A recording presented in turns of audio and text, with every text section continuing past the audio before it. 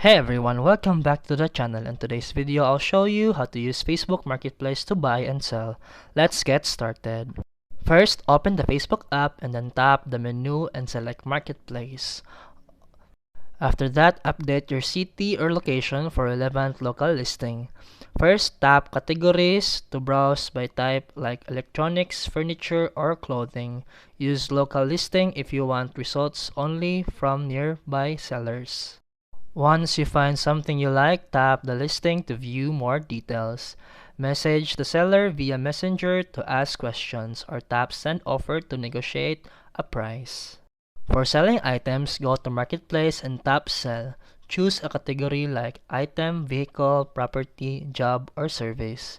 Fill in your listing details, tap Add Photos, use clear original pictures, and enter title, price, location, condition, and description.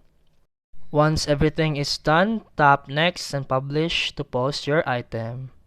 And that's it for today's video. If you found this helpful, please like and subscribe for more videos. See you in the next one.